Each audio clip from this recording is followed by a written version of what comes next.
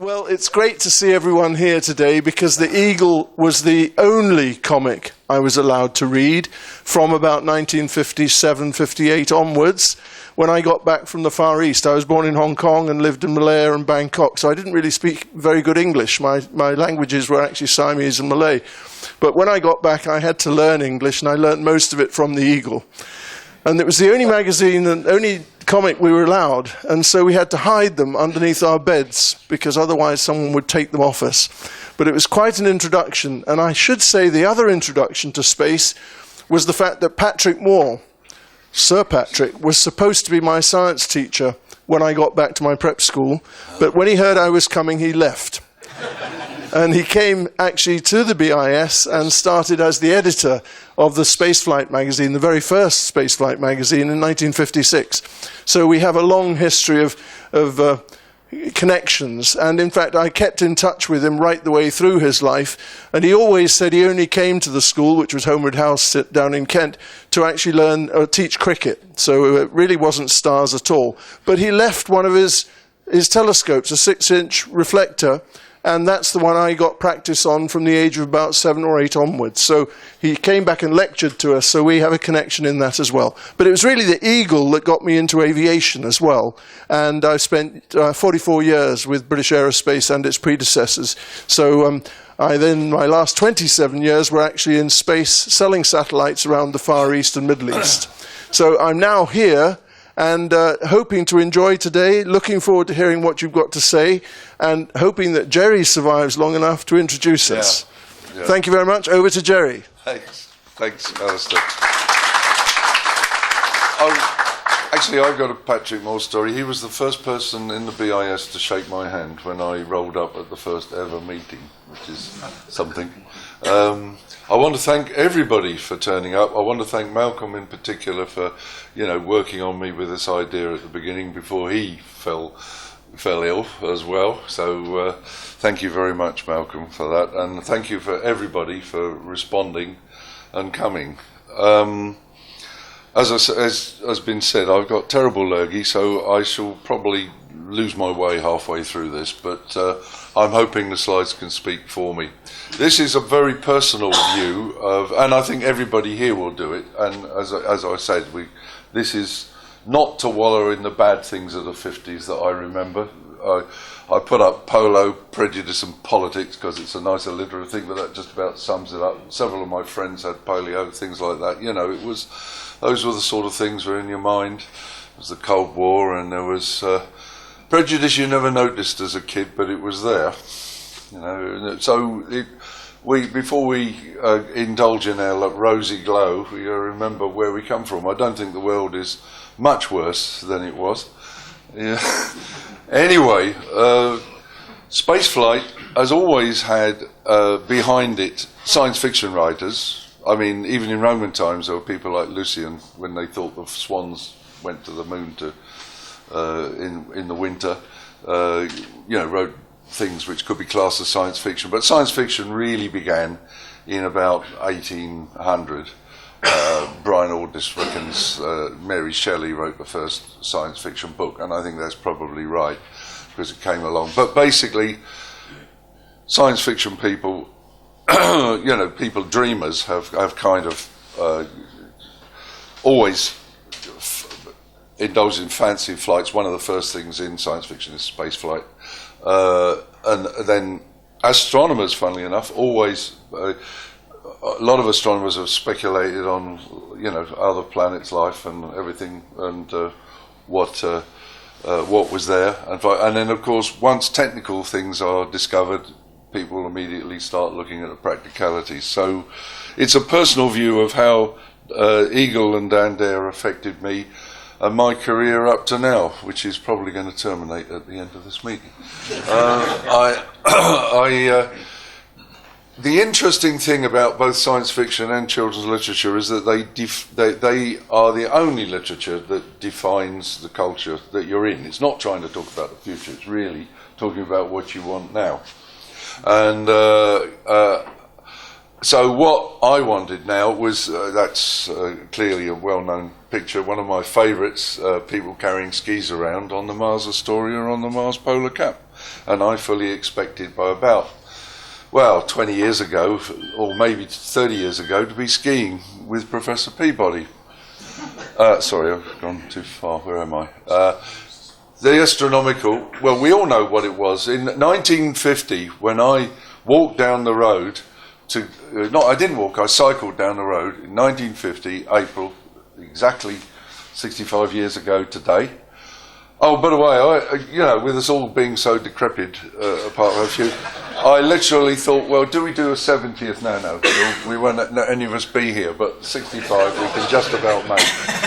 So in 1950, I actually cycled down for the first copy of Eagle, and at that time, in the literature and the science fiction I read, you had a dry, dead Mars, usually with civilizations, that are struggling with canals from the polar caps, and there was a wet, alive Venus, which was mucky and full of fungus and things like that. And then the technical background that was behind us all the time. So I've never forgotten in a school playground in the 40s looking up and seeing this horrible racket and a helicopter went over, and amazing, and jet planes.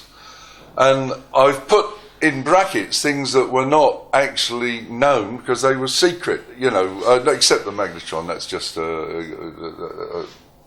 how radar worked. There was the invention. But computers and the M52 I knew nothing of until much later. But, nevertheless, with jet engines, all sorts of things, there was much more than that. Interestingly enough, in World War II, it was the Russians that provided the, manpower, the Americans provided the productivity, and the Germans and the British had one thing in common: we invented all the super weapons, except ours worked were more effective, perhaps. So if you have all of that in the background, and you're sitting, even as a young kid, and suddenly you see this magazine where it's real, because why not space stations, Moon, Mars, Venus, everything in a few years' time? Why not? Just for those of us who are not in the BIS who didn't know, there was the Miles 52 developed by Miles Aero Engineer. I've forgotten what they were called now, but the plane, and they and we had jet rocket planes as well. All in the early period of Eagle. The SR-53 was in the early 50s. And just an additional slide, much later, as I'll demonstrate, was Alan, who's sitting here, introduced me to the real Dan Dare, or Biggles, depending on Captain Brown, who's still alive. He's in his mid-90s. He was done on Desert Island Discs a few weeks ago, I think a few months ago. But, he's still alive, and he was booked to be the test pilot of this. And I think this is a wooden mock-up, and it's of it. Anyway, just to progress on to the story. So, if we look at the background, to where the context in which Eagle was launched, it was right at the point where there was actually, although there was a kind of a strange, we were in desolation in the early 50s. I remember going on buses with my mother and seeing great holes and black, things where London was, and so you dreamed of this future where things would be clean and tidy, and that sort of culture was already there. So, but there was a break point about 62 where I think the illusion broke, which is of course past the golden age of the Frank Hampson part of Eagle. I've always wondered if that was a coincidence. And so as an illustration of although science fiction covered both gloom and doom before, from the 40s to 62, and from 62 to 91, which is the beginning of history when the Communist Party of the Soviet Union collapsed. Although that's true, there was nevertheless a kind of an upbeat feel before 62, I kind of remember, and I don't think it was just you all the down. Upbeat is sort of this type of thing, where everybody wears smart uniforms and is disciplined and commands the spaceship. This is the American Navy on patrol in the South Pacific, really, but it was, the best story of all times, and I still play it. I played it last week. when I'm feeling a bit weird, I just put on that. And of course, the downtime was this sort of thing, which is what you expect. Things don't work and break. This is much more like the real world, actually, but that's, So, in fact, I have been adapting this, Alan, so it's not quite the same as before. There is a kind of swathes of how people think, because don't forget, you're thinking science fiction written in the Victorian age, 1800 or 1914, really is rather like I said, Stephen Rivett's hurrah. People going to the moon and all sorts of interesting things. Boldly go. I think even after the First World War, there was this kind of political aspect. All is possible. People don't realise how socialist we all were. Things to come was the ideal view of the world in the future, and that was the world ruled by scientific communists. It was basically, since fascism and communism are the same thing, different words, it was really a fascist ruled, totally intolerant dictatorship that peace gassed people who didn't agree with them to sleep and took over the world. But we wanted that. That's what it was. And then we only really started thinking about what's happening to us. And in science fiction, the golden age was 39 to 62. The best magazine of the time was Astounding Science Fiction. And if you follow that, it suddenly hits its stride under John Campbell in 39. And I think after 62, there's nothing more it can add, but because basically all science fiction you need to read is in there somewhere in that period. So just looking at these in detail, see, this is what I mean by, this is a problem with my headache. Sorry, I had a lot to say to this, but basically this is how it was before. And this is the period immediately before the kind of down there era. And that carried on because in the 40s we had the most socialist government ever under Attlee, probably the greatest prime minister of all time, in my opinion. He stood down the Russians and the Americans and everybody else. When you open the first issue, the first issue of Eagle, it's a controlled world. Everybody's government employees, everybody goes. When I first went to the Soviet Union, that was like Eagle, everybody in the street wearing uniforms. Interesting thought. This period, by the way, just before World War II, where these big controlled societies. One of my favourite films is Just Imagine. I don't know if everybody's seen that. I thoroughly recommend it. This is supposed to be New York or something in the future, and he's wing walked across from his plane to hers to have a chat. And, they got little fans to keep them upright and while they're going along. And I need say nothing else about Metropolis. Once again, a totally controlled dictatorship. And so that's basically what I've been saying. John Cabot is. Wings over the world is going to take care of us.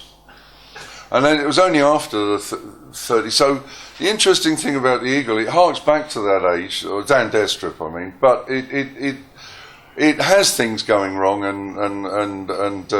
but essentially it's reflecting the moods of the time. And then now I don't know where we're going, so I'll rely on others to explain that, but I'm lost from about 91 onwards. So getting back to how it was when I first picked up my first copy of Eagle was late 40s. I remember it wasn't as bad as this by then, but there were great black holes where buildings had been taken out, and it was all pretty dark. Because if you remember, I think it's some sort of anniversary since the Great Smog happened, because that happened in the early 50s, and that was because we'd had an oil crisis and were burning coal, so everything was pretty dim. So we kind of Yes, we kind of look forward to a clean, rational, or I was, this is, I would say, personal history, clean, rational future. CST's my company, I'll come to that because I was inspired, and Alan Parkinson and the others joined the BIS, I think, surely motivated by this future that we thought we were helping to construct. Sorry, I've gone too far. Let's go. So it was clear to me, and there would be, something rather like the RAF running the show. Marvellous things. I've put this one up before. I love this face-fit razor that Hank uses, just one go, bang, like that. Still haven't got that. I don't know what happens. And amazingly enough, the Americans and the French are there. No Russians at all. It's amazing that by 57, there's cracks started appearing in this view. But that was the view, that was the world we were looking to. And it was heavily influenced, I think, by films and things like this. As we were talking in the car, Jim, about I visualised myself walking around in a toga with shoulder pads, rather like that. Tidy, clean, rational. But spared some things. Yes, I haven't got my glass desk yet either. I want that. So,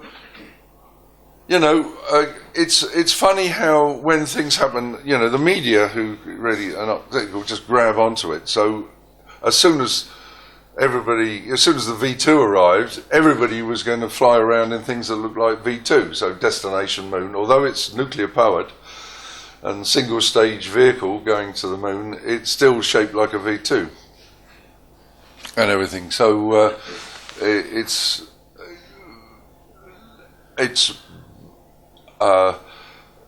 very strange because clearly, as we now know, with all the sort of trend towards spaceports, let's say, and recoverability on space vehicles, rockets is beginning to come in with SpaceX. That for a long time people were fascinated by this way. The only way is sort of a converted artillery. So also, as we all know, our views were formed very much by by artists, by the way, which is why we have an artist with us to show so, because Bonestell probably did more to describe the future to me than almost anybody else, including Eagle, because Bonestell, it looks serious. This isn't a Bonestell picture, but it's a clearly derived. It's a derivation. Bonestell's pictures of the moon and everything really, I thought that's what that was it. And also, very funnily enough, although Eagle was the great influence, there was a vast amount of comics and strips and things in the 50s, probably, which all died out later. Things like Rick Random, who I love to bits because it's not like Eagle when you look at it, because everybody smokes for a start. And there's really, but it's priming you for the future in very funny ways.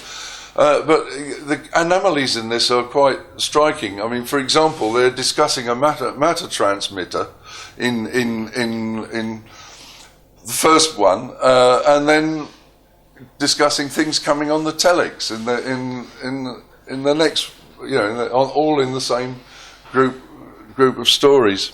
And I love this, and even though this was coming out in parallel with the 50s Eagle and the Dan Dare strip, why I liked it was because everybody dressed in an evening dress everywhere and looked really elegant. They're lost in space, by the way, and she's navigating her way, and yet they're still dressing for dinner. And the spaceships are really wide. You can sort of stroll down the staircases in them and everything. See, it's that I thought, I've got to have some of that. That's the future. And at the same time, my father, as a lot of people here, read the Express with Jeff Hawke, and a very idiosyncratic series, clearly because these guys went to the Miles Aircraft Technical School, it's got to be. They clearly understood the technical stuff. So all this is the technical stuff is clearly from von Braun and all this. Certainly the spaceship at the start, and yet. One of the most amusing things about this compared to Eagle were really daft aliens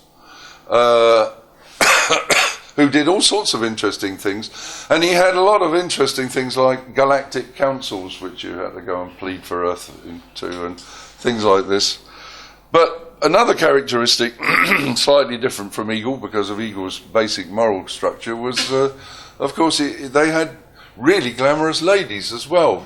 Because I think, in space, which of course, so did Rick Random, which I thought would look good. But I think Jim does better ladies in spacesuits than that these things.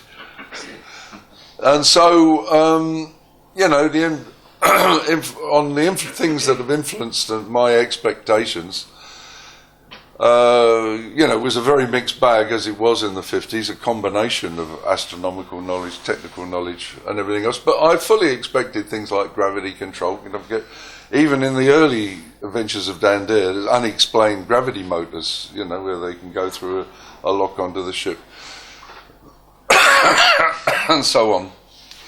So I expected and although people think the world is moving fast with the internet, that's all one logical invention from microelectronics. Whereas what was not really realised then was things like gravity control of fundamental physics, which will require a totally different type of breakthrough. Anyway, back to Eagle. This, I'm sure everybody will show this one. Eagle was such a reaction to the time. Eagle was apparently, as I understand, and the people with better knowledge, us like there, will actually explain that it was decided to be a moral message to counteract things. So we need to counteract American horror comics, which I do remember reading and being scared by, actually, from kids at school. So we narrowly escaped that. But the problem was that I wanted to be Dan Dare, and as Jim would tell you, he nearly was Dan Dare, and a few people are. Because I wanted to join the Air Force, but I couldn't do that. So because my eyesight, which luckily hasn't got any worse, but is still not very good, and not good enough to fly a plane, I guess. But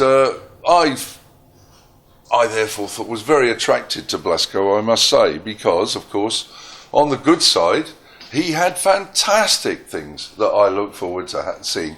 He had a flat better than I'll ever have, with really interesting books like Einstein Exposed and Gilbert Harding Was a Myth. Is there. And this is the key. This is the key bit. He says, "Poor unwitting pawns, even now risking their lives to carry me swiftly to Saturn, Alan." So that's what you're going to do to get me to Saturn. And that's it. And that was, really good. Unfortunately, on the downside, he really was a bastard. I mean, he was a traitor, to Earth, and was in league with the High Lords of Saturnia, as you know. But he had tremendous kit. I mean, he had his own laboratory. I always wanted to look like that. Alan said I did for a short while. For a short while. I will be making a comment about that later. Okay, all right. Okay. So,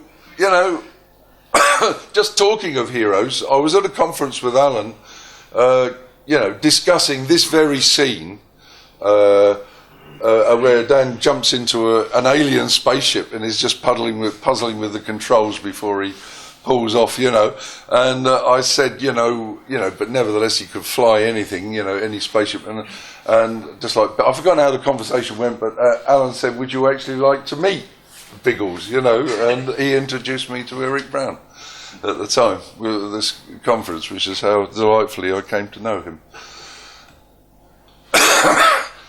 So the world we missed was in science fiction, were things like personal planes, the you know, Mars was very much more interesting if there were dead civilizations on it and things like that. That was the world we missed, and in science fiction, and of course even the world we missed in technical, because this was what I thought the reality was going to be. That's a real classic, Bonestell, absolute classic, from von Braun Designs for I think he called it the Mars Project. So there we are. And where am I? And the world we gained was the BIS, because when Sputnik 1 was launched, I toddled down the road again to the post and posted off my application to join the BIS. And the BIS has helped me meet people, interesting people, instead of, I don't know what I'd have done without it. I just can't imagine, with the people I met and the ideas that we exchanged. And so getting involved in interesting projects which really give you a feel for the future or future possibilities. That was the Daedalus project. One of the Daedalus project was led by Alan, but it was in the spirit of earlier projects that the BIS had done, like the Moonship in the late 30s with Arthur Clarke and people like that. And this consequently, after a while, led to the formation of CST, and one of our first studies for the British government. Actually, I gave a presentation to John Fairclough in '86 using this stuff, and here is the very report. It actually showed that the Russians were planning the future. It's really the future from things to come, because in here they were planning space industrialization with the Energia launcher. Not very good pictures in here, but anybody who wants to have a look at it, I've got a copy here as an example. And so that inevitably is how our business veered off, and I'm now doing business, mostly, but it's part of CST's activities in Russia. And we learned that Russians were planning, things like reflectors to light, because they're much darker than us in the winter, so light dark areas, and power stations and everything. This was all part, actually, as communism was collapsing, various institutes were studying ways of getting out of it, and it was clearly a coordinated effort, because the Energia launcher was clearly a space industrial launcher which was fully reusable and would have been, for the time and the sort of frequency of launch we would have expected, an economical launcher which would have made all the things we were expecting as forecasted by Frank Hampson and Dan Dare, would have made them all possible. So at the moment, by the way, if anybody wants to know, we've got some brochures there just to know what I do. And that's some pictures from things we do. We broker satellite launches and do various things in Russia, as well as do studies for the British government here and various others. And that's the future. The future now approaches us. I've forgotten where this is going. So there's been a kind of a gap, and Alan will tell you all about this, but that is the way it should have been, instead of vertical things that look like fat darts. To have an actual plane that takes off, it's just like Anastasia, isn't it, really? And the various, so really now we're in the twilight of our years. So it's trying to hope that all these things can happen before I kick off, just so I can see that the equivalent of this actually happening in real life. And that, as I understand it from reaction engines, is what might happen in real life. And so all that happened really is the future was delayed. In that previous study, which was done in '87, the only thing that stopped the future happening then was that the Soviet Union collapsed. They couldn't afford it anymore. The Energia launcher was cancelled. Now it's once again moving to the right, and if things like Skylon remain viable, and that's only because of political viability, I presume, Alan, rather than anything else, remain viable, we can expect the things to happen that we wanted. Probably a little bit too late for me.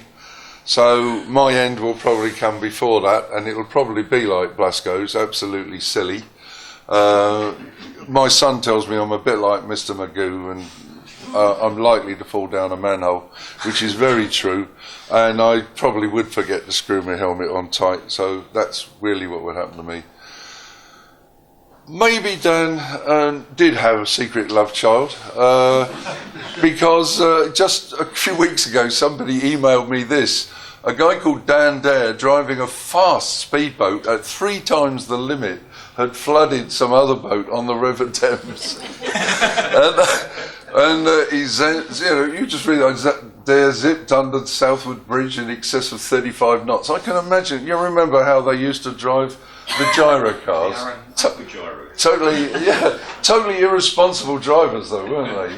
You could imagine, if you remember, he wasn't even steering. I think it was Digby had his foot on the accelerator or something, So something similar was happening here. And he says, and he even explains in this court report that Dan Dare was a 1950s science fiction comic hero, often described as Biggles in space, and the guy pleaded that having this name was a bit of a disadvantage. So they let him off with £100 fine, which is rather. Anyway, I'll leave you to think about that. There is some things. So the inspiration of the Dan Dare strip actually did inspire me and a large portion of my generation to strive for what we hope is the goal, which I don't know whether we'll ever see in our lifetime. In the meantime, I guess I can just say I hope one day at the other side of the galaxy somewhere there'll be a meeting something like this, the absolutely classical. And yes, I'm on time, Alan, so I don't know whether anybody wants to make any comments. I don't think questions are really appropriate. but otherwise, Alan can come. Is there anybody want to say anything of that? I noticed the guy with the speedboat lives on Eel Pie Island. Oh yes, you've got good eyesight too. Yeah, I used to go down to see I didn't see the Rolling Stones. One of our friends' girlfriends wanted to go and see the Rolling Stones when they were on Eel Pie Island. It's amazing. Yeah, very, very. But, I think the genes must be somewhere in the population. They're going to burst out, hopefully on time, to pilot the Skylon. So, with that, anybody else, any more comments? I'll defer to Alan. Thanks.